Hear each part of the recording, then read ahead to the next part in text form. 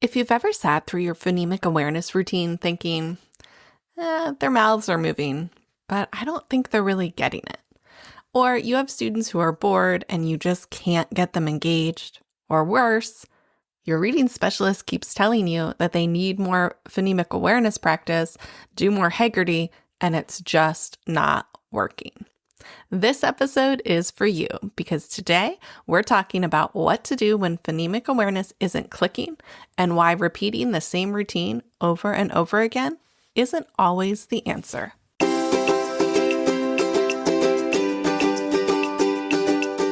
Welcome to the Kindergarten Toolbox Podcast. I'm your host, Amy Murray, here to help you simplify kindergarten with tools and strategies that actually work with real live 5 and 6-year-olds. Let's dive into your shortcut to calmer days and more confident writers.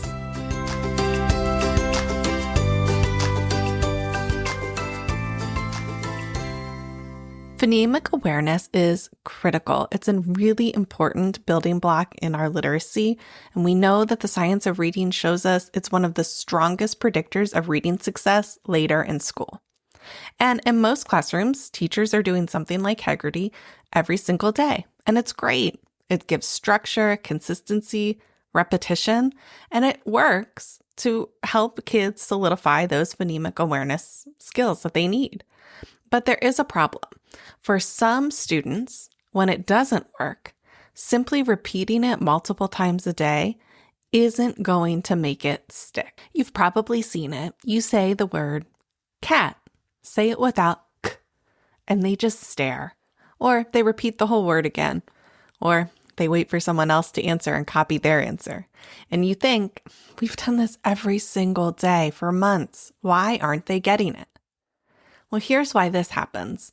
The whole group phonemic awareness routines are fast. It's all verbal. It's abstract, right? And for some kids, it's just not enough support. You've probably heard people say you can do phonemic awareness in the dark because it's all auditory, right?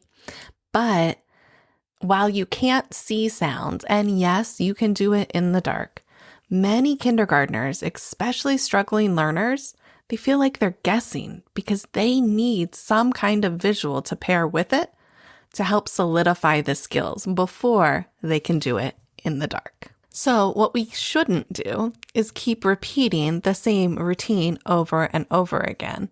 And saying, "I'll just do it again in small group," isn't the answer. And we can't just hope it clicks someday because maybe they're not developmentally ready for it yet.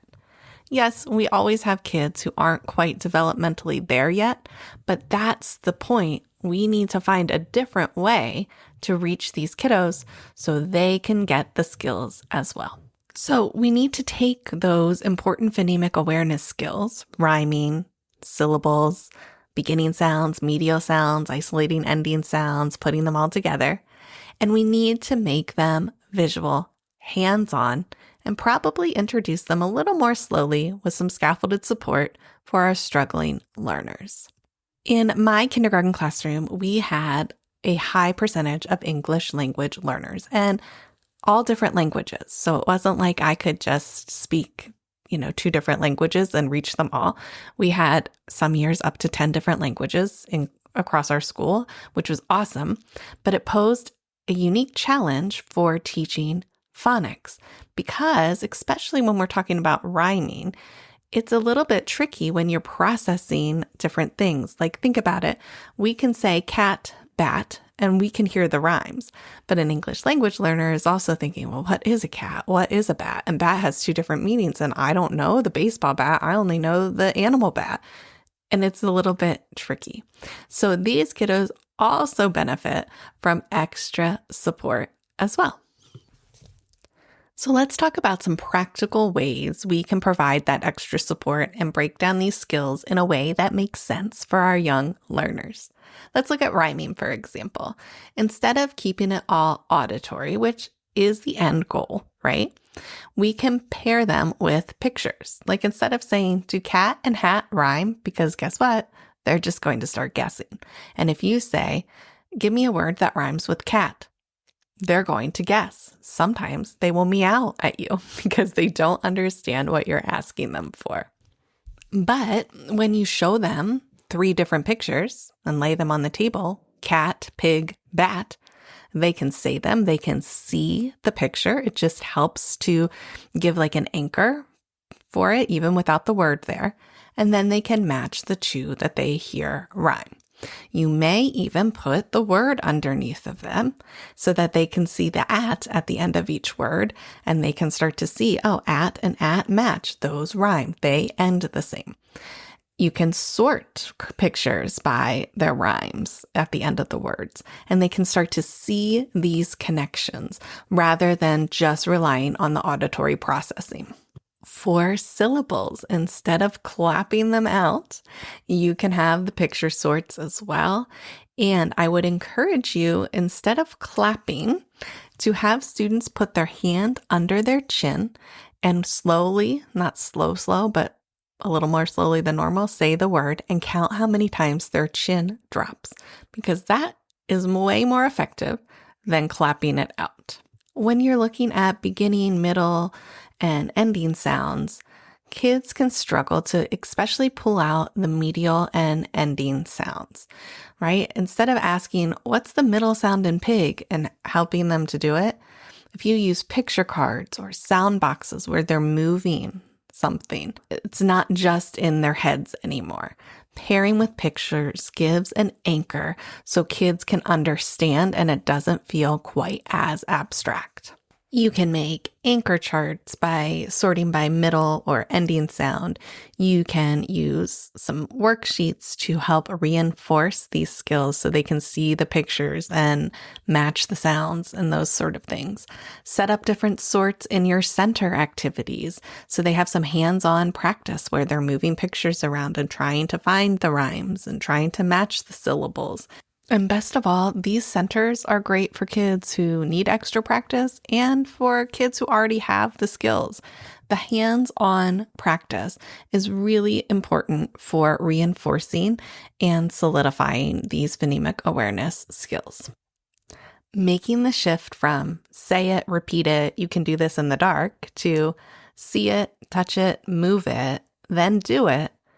And when you make that shift, you'll start to see it click. For everyone, because we've all had that student who can chant it with the whole group but doesn't really understand, or just stands there and pretends to do it with the whole group. And then when you're one-on-one and you ask them to isolate the skill, they have no idea. That's your sign. They don't need more repetition. They need a different kind of support. And that's exactly why I created our phonemic awareness tools, because I needed an alternative to programs like similar to Haggerty or other PA programs that are scripted and doesn't give a lot of wiggle room and doesn't really anchor the learning with any kind of visual. We needed something different, and so we made it. All of the phonemic awareness tools that we created for rhyming, syllables, beginning, medial, and ending sounds are inside our new kindergarten ELA bundle, and you can grab it right now. I will put it down, the link in the show notes for you. They're all low prep, highly visual, and designed for real kindergartners, aligned with the science of reading and best practices. So you're sure that you're getting meaningful practice on these beginning PA skills that we know our kids need. So be sure to check out that link down in the show notes. If phonemic awareness isn't clicking for some of your students, it's not because they can't learn it. It's because they need a different way to access those skills. Slow it down, pair it with some visuals, give them something they can interact with, and things will start to change. All right, until next time, thanks for listening. Thanks for listening to the Kindergarten Toolbox. I'm Amy Murray, and I'm so glad you're here. Be sure to check the show notes for all the links and resources from today's episode. For even more tips, tools, and support, head to teachingexceptionalkinders.com or connect with me on Instagram at teachingexceptionalkinders. If you enjoyed this episode, please follow along and subscribe to the show and take a minute to leave a review. It helps other kindergarten teachers to find us too. Teaching kindergarten is tough, but you're not alone. Here's to calmer days and more confident writers. You've got this.